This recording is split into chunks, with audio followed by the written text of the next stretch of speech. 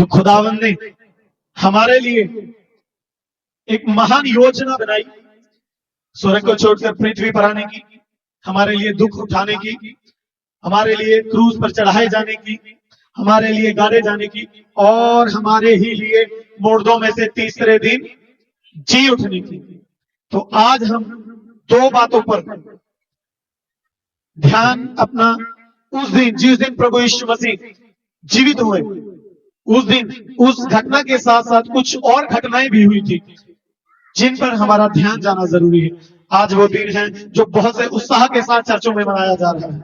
आज वो दिन है जो बहुत से लोगों के लिए, लोगों को बताने के लिए, दूसरे लोगों को छुड़ाने के लिए आज का दिन एक गवाही के रूप में है कि हमारा जीवित परमेश्वर आज के दिन जी उठा था। आमीन। और वो आज भी जीवित है। आगे बढ़ने से पहले हम पहले एक आयत पढ़ लें, उसके बाद हम आगे चलें। रेवलेशन चैप्टर 1 वर्स 17-18, प्रकाशित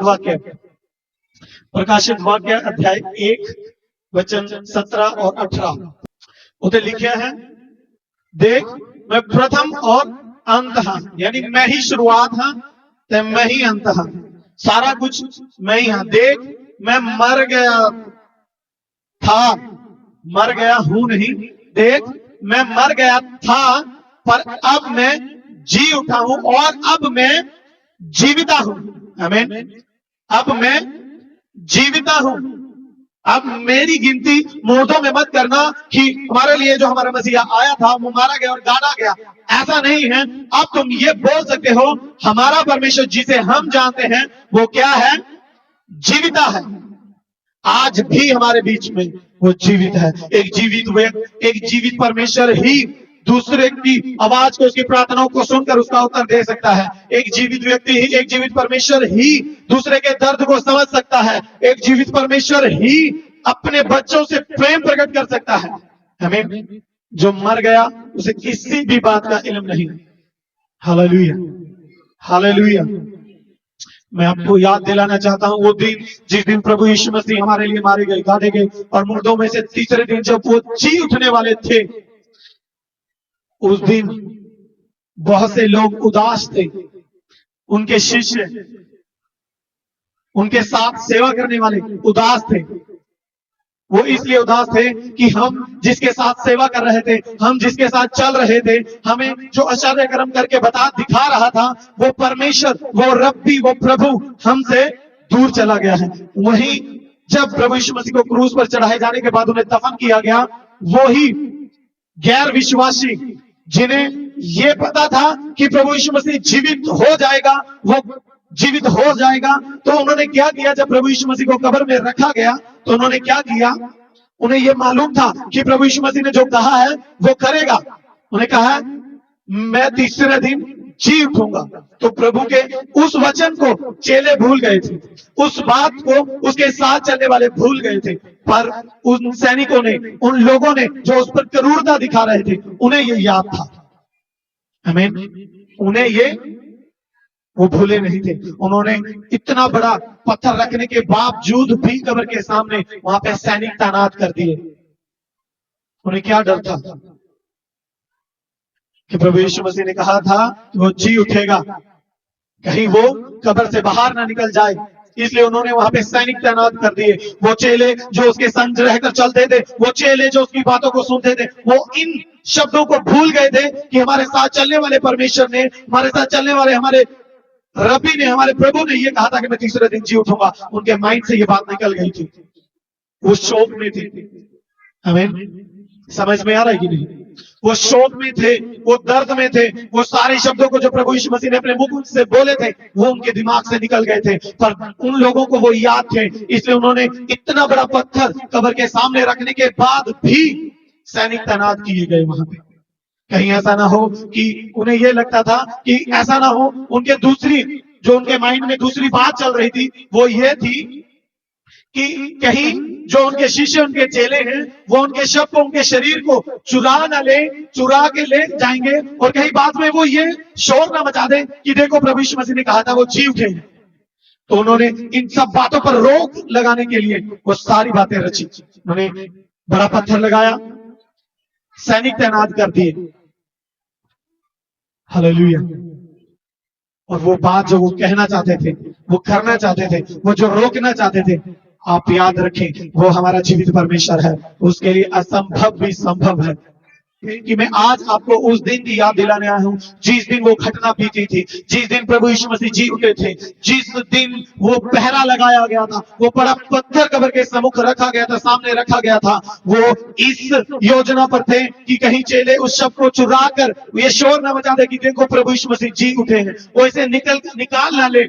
तो वो ये सब कुछ खत्म करना चाहते थे। वो प्रभु यीशु मसीह का वो नामो निशान, वो उसकी यादें मिटाना चाहते थे। पर उन्हें ये नहीं याद था कि ये बात, ये घटना जिसे वो मिटाना चाहते हैं, वो सदियों सदी तक याद रहेगी, वो ना कभी भूलने वाली बात बन जाएगी। और आप इस बात के गवाह हैं कि आज से 2025 साल पहले जिस बात पर रोक लगाने के लिए सैनिक और पत्थर लगाया गया था, आज उसी दिन का आप जश्न मना रहे हैं। हालेलुया।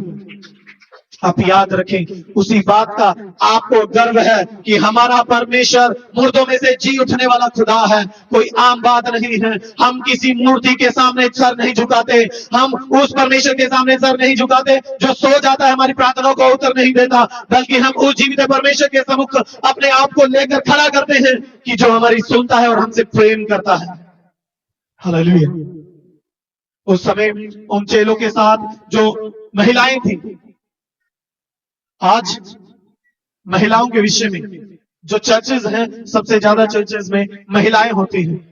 अगर हम इन बातों को याद करें तो जब प्रभु यीशु मसीह कब्र में दफनाए हुए थे, तो जो सबसे पहले आए थे चेलों के, उनके साथ सेवा करने वाले, चेलों के साथ रहकर सेवा करने वाली वो स्त्रियां सबसे पहले आई थी। वो उनके प्यार को दर्शाता है। वो देखिए, वो जब जीवित था तब तो वो प्रभु यीशु मसीह के साथ चलने के लिए वफादार थी। वो देखिए उनके उनके हृदय में परमेश्वर के प्रति कितना प्रेम था कि जब प्रभु मर चुके हैं, उन्हें 2 से 3 दिन हो चुके हैं, तब भी वो अपने आप को परमेश्वर के सम्मुख लेकर आई। उनके हृदय में परमेश्वर के प्रति प्रेम था।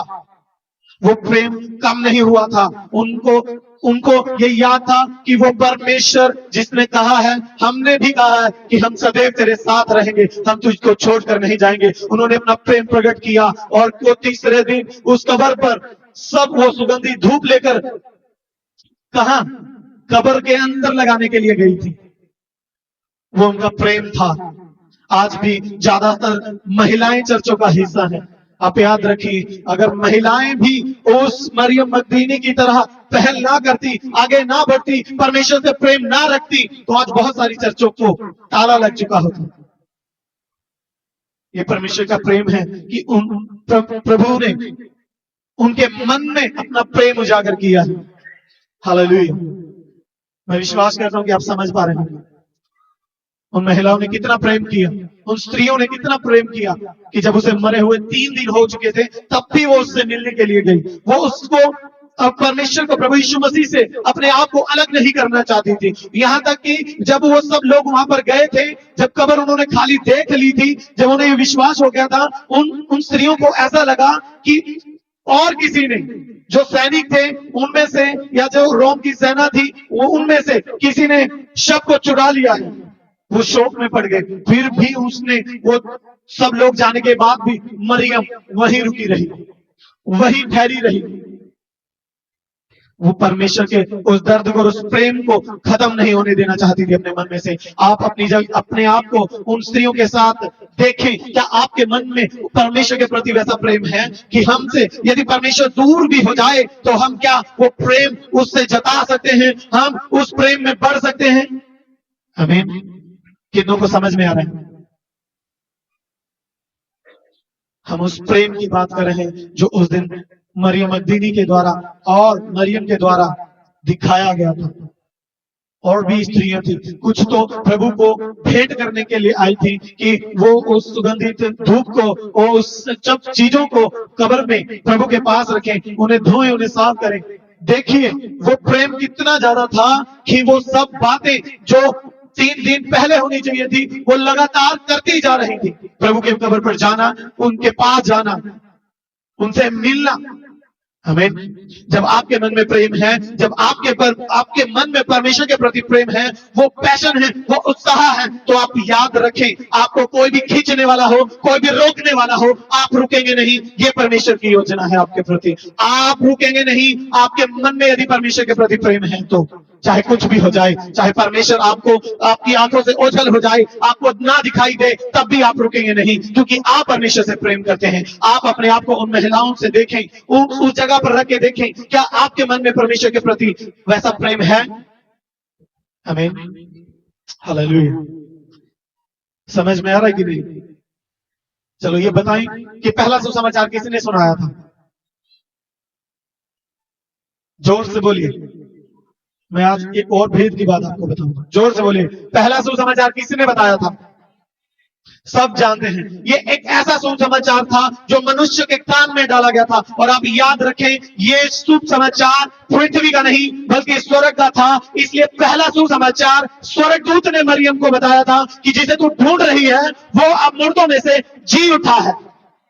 हमें ये पृथ्वी का शुभ समाचार नहीं था। इसलिए पहली घोषणा स्वर्ग से की गई, जाओ सबको बता दो कि जिसे तुम ढूंढ रहे हो, जिसे तुम पाना चाहते हो, जिससे तुम प्रेम करते हो, वो प्रभु यीशु मसीह जो तुम्हारे लिए मारा गाना गया, आज वो जी उठा है। ये पहला सुसमाचार था जो स्वर्ग से मनुष्य जाति के लिए उनके कान में डाला गया कि जाओ बता दो। आज वही सुसमाचार आपके कानों में डाला जा रहा है। आप जाएं और सबको बता दें कि हमारा जीवित परमेश्वर उन सब बाधाओं पर, उन मृत्यु तक सब चीजों पर विजय प्राप्त कर चुका है। हमारा परमेश्वर सोने वाला, हुंगने वाला परमेश्वर नहीं है, बल्कि हमारा परमेश्वर हमारी प्रार्थनाओं को सुनकर उत्तर देने वाला खुदा है। इसलिए वो सुसमाचार पृथ्वी से पहले स्वर्ग से आया, स्वर्ग ने दिया तो पृथ्वी पर फैलाया गया। ये कैसा सुसमाचार है कि जो दोनों ने दिया, स्वर्ग ने भी और पृथ्वी ने भी। आमीन। समझ में आ रहा कि नहीं? हालेलुया।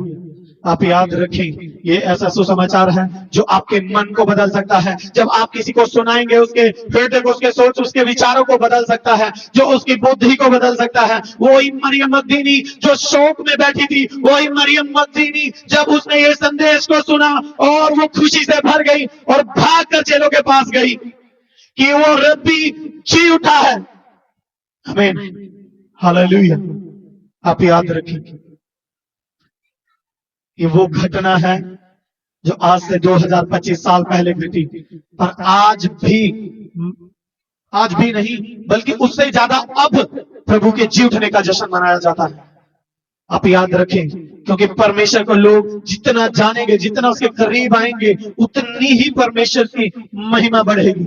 आप याद रखें, आप जो सुसमाचार सुन रहे हैं, ये प्रभु के जी उठने का सुसमाचार है। ये स्वर्ग से आया है कि किसी मनुष्य ने अपने मन से नहीं बनाया, किसी मनुष्य ने अपनी कल्पना से नहीं घटा। ये स्वर्ग से आया है। परमेश्वर ने स्वर्गदूत को भेजा कि जाकर बता दो, मनुष्य में ये बात फैल जाए, ये सब सुन ले और उन्हें सबको सुना दिया जाए कि जो तुम्हारे बीच में तुम्हारे श्रापों को उठाए हुए था, अब वो जी उठा है और वो ही परमेश्वर जल्द आएगा।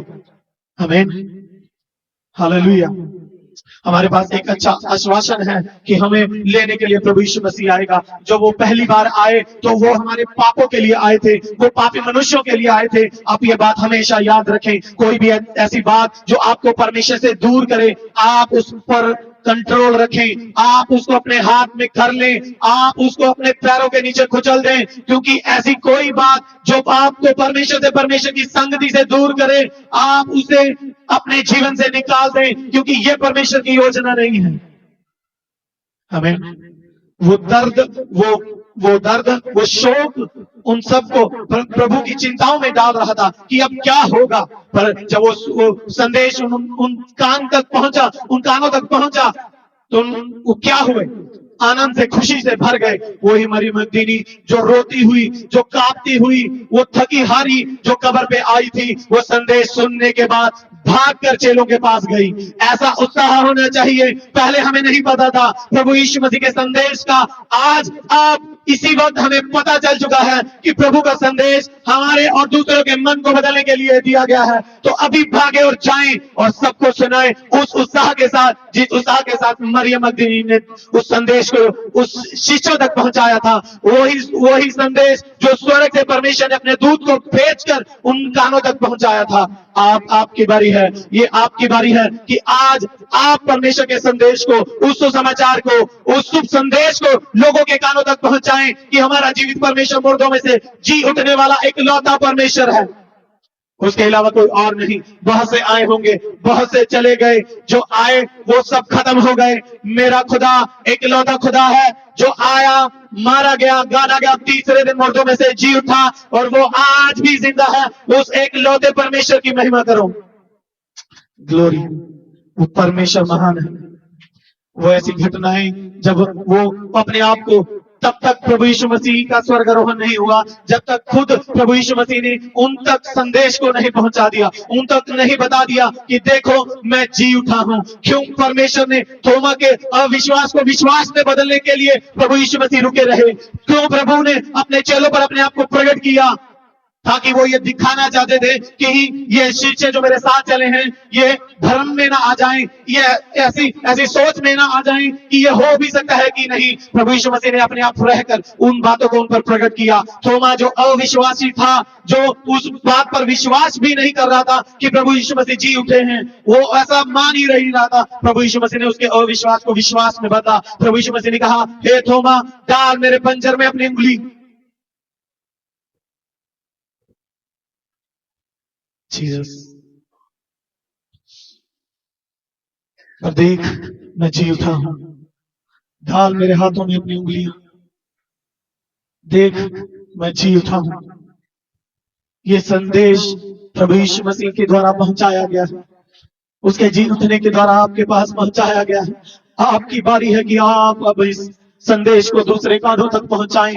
आप कभी रुकेंगे नहीं, आप उत्साह के साथ भर जाएं। आज आप अपनी अभिलाषाओं, अपने दुख, अपनी मुसीबतों के साथ इस भवन में आए होंगे, पर आज आप यहां से एक बड़े उत्साह के साथ लौटें और उस शुभ संदेश को लोगों तक पहुंचाएं जो आज आपके कानों तक स्वर्ग से पहुंचाया गया है। ये परमेश्वर का जीवित कलाम कहता है, यही परमेश्वर का वचन कहता है कि तुम दूसरों के मन को बदलने के लिए अपने मन को बदलो, ताकि लोग विश्वास करें कि जिसे तुम जानते हो, जिसकी तुम उपासना करते हो, वो जीवित परमेश्वर है। हमें समझ में आ रहा है कि नहीं? जोर से बोले हालेलुया। इकलौता परमेश्वर जो मुर्दों में से जी उठा, अब गर्व के साथ कह सकते हैं कि वो मेरा परमेश्वर है। Hallelujah, hallelujah. मैंने कहा आप गर्व के साथ कह सकते हैं कि वो मेरा परमेश्वर है, वो मेरा पिता है, मैं उसकी संतान हूं, क्योंकि उसने मुझे अधिकार दिया है, क्योंकि उसने मेरे लिए उस कोड़ों को खाया, उसने मेरे लिए उस क्रूस के दंड को सहा, उसने मेरे लिए मृत्यु के दंड को चखा और वो मेरे ही लिए मुर्दों में से जी उठा। वो मेरा परमेश्वर है। आप याद रखें, आपको अधिकार के साथ बुलाया गया। और ये भी याद रखें, प्रभु का पहला आगमन सिर्फ और सिर्फ पापियों के लिए था। प्रभु यीशु मसीह का दूसरा आगमन पापियों के लिए नहीं होगा।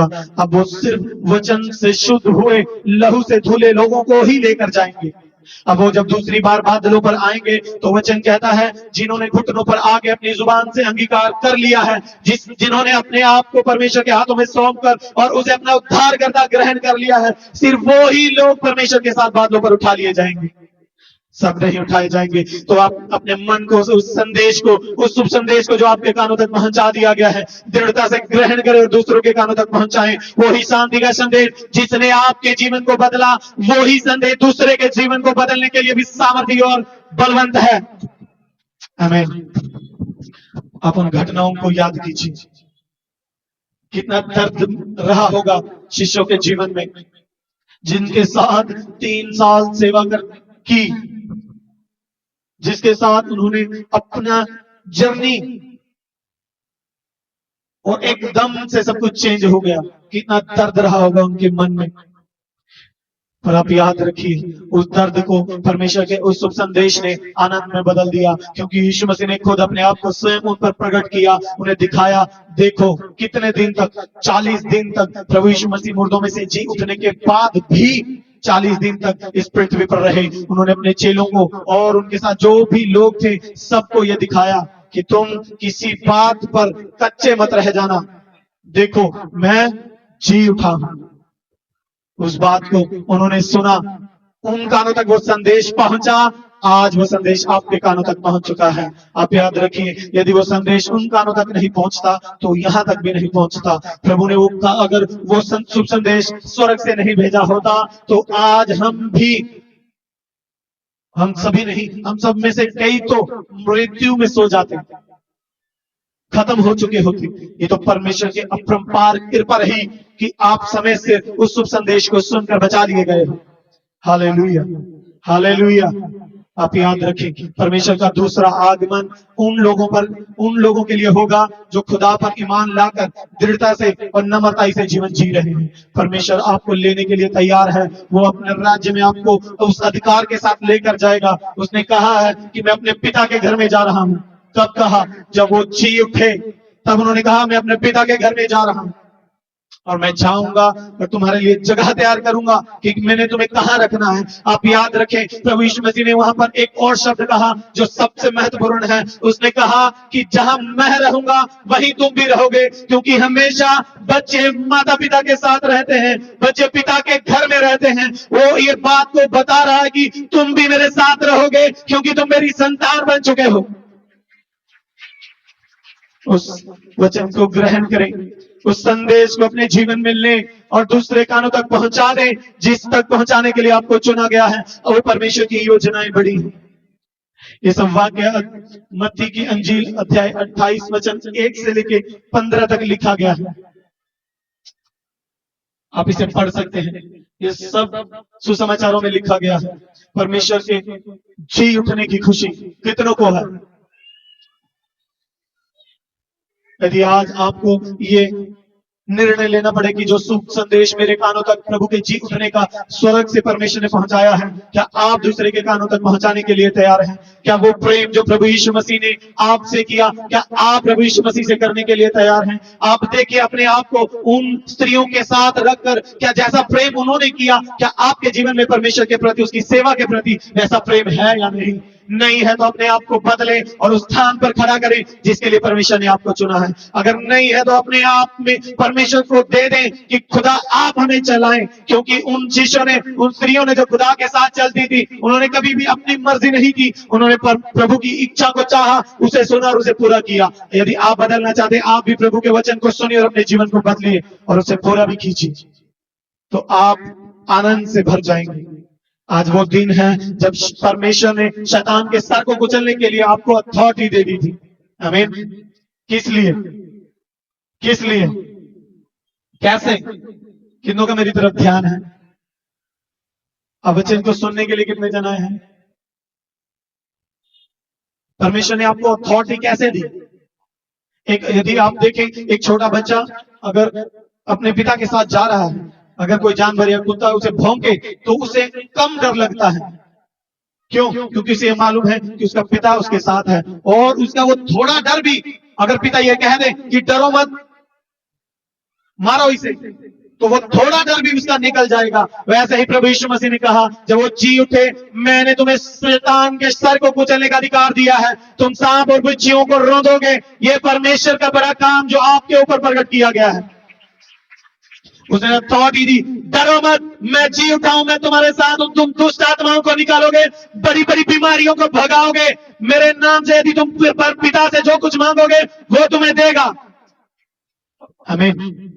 अपने आप को उस संदेश के लिए, उस बड़े काम के लिए, परमेश्वर की बड़ी योजना के लिए तैयार करें। वो वचन जो मरियम मगदलीनी के कान में स्वर्गदूत के द्वारा पहुंचाया गया, आज आपके कान में परमेश्वर की उस सामर्थ के द्वारा पहुंचा दिया गया है। उस दर्द को, अपनी समस्याओं को, अपनी परेशानियों को चर्च से, परमेश्वर की संगति से और अपनी स्पिरिचुअल लाइफ से दूर रखें। आपकी छोटी छोटी गलतियां आपकी स्पिरिचुअल लाइफ को खत्म कर सकती हैं। आपकी गलतियां आपके आत्मिक जीवन को खत्म कर सकती हैं। उन्हें अपनी स्पिरिचुअल लाइफ से दूर रखें।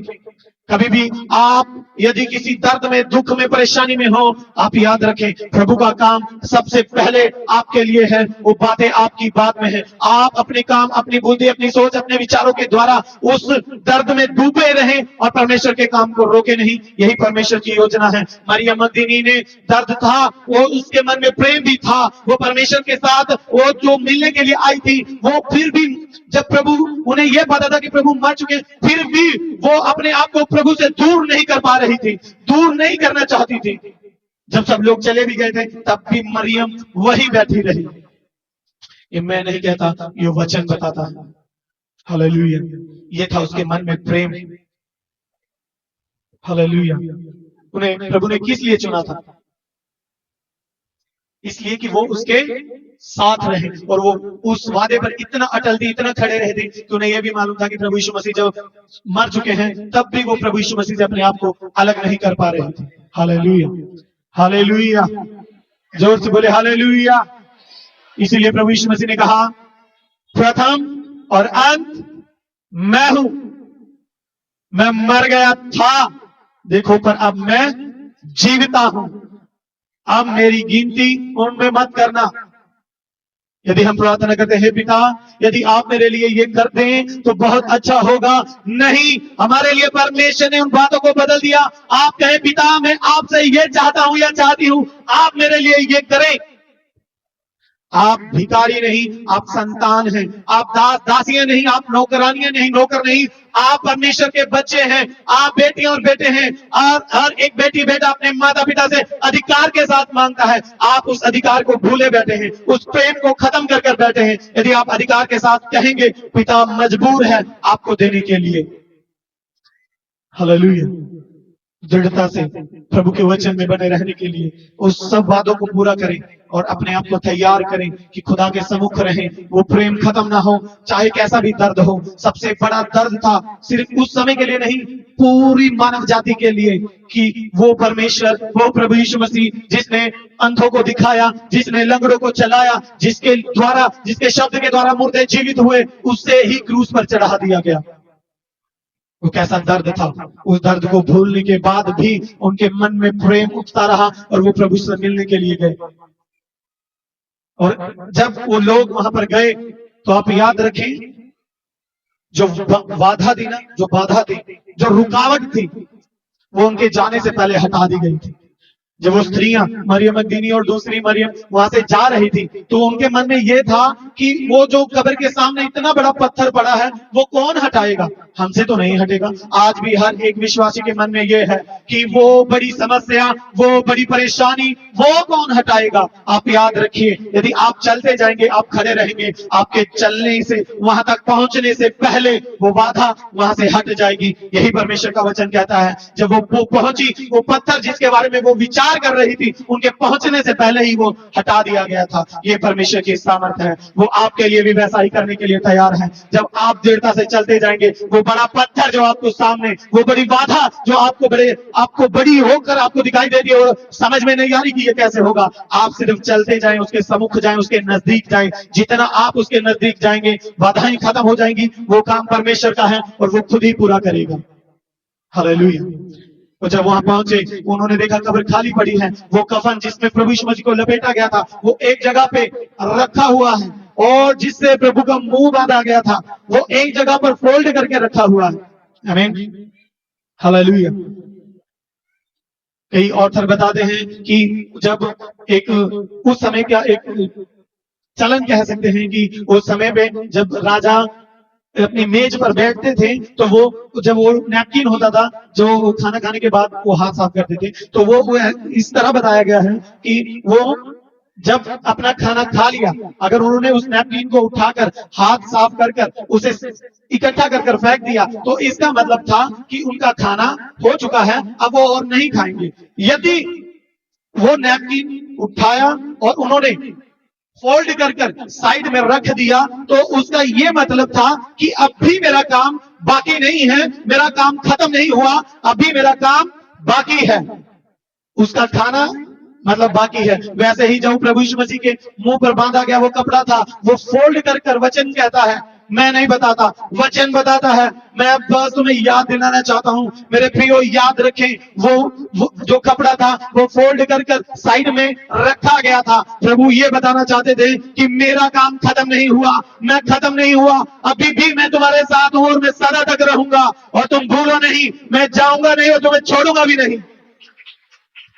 यही खुदा का संदेश आप ग्रहण करें, आपका जीवन बदलेगा। यही परमेश्वर का मैसेज आपके कानों तक पहुंचा दिया गया, आप दूसरे कानों तक पहुंचाएं। यदि आज भारी छूट का एक सेल यहाँ पर लग जाए, एक बड़ा बम्पर सेल लग जाए, आज हम एक दूसरे को बताते हैं यदि आपको कुछ चाहिए तो फुलानी शॉप पर चले जाओ, उस दुकान पर चले जाओ, वहां पर चले जाओ, आपका फायदा हो जाएगा। अगर उसी तरह हम भी प्रभु के सुसमाचार को बता दें कि यदि आप पापों में डूबे हो, आप समस्याओं में फंसे हुए हो, यदि आपका जीवन नाश की ओर जा रहा है, तो आप प्रभु यीशु मसीह की ओर चले जाओ, आप बच जाओगे, आपका फायदा हो जाएगा। आमीन, हालेलुया, हालेलुया। ये परमेश्वर की योजना है। उस संदेश को, उस सेल की बात को हम दूसरों तक पहुंचा सकते हैं। यदि आपको कपड़ा चाहिए तो वहां चले जाओ। इस संदेश को फैलाने का काम किसका है? आपका और मेरा। हालेलुया, जोर से बोले हालेलुया।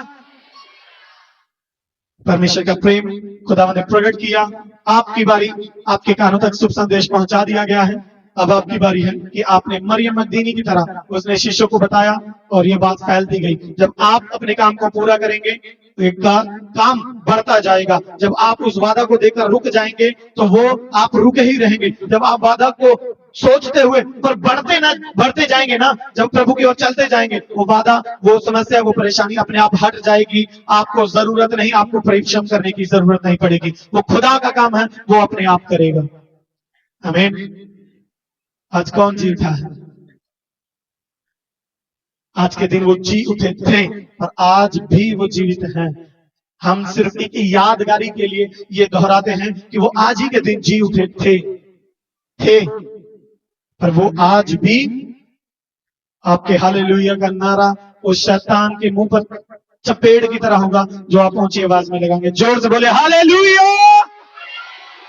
परमेश्वर ने आपको उस शैतान के सर को रौंदने का अधिकार दिया है। उस अधिकार को पकड़े, उस प्रेम को उजागर करें और खुदा के शुभ संदेश को फैलाएं। यही परमेश्वर की योजना है। आइए सब अपनी आंखों को बंद करें, अपने सर को झुका लें।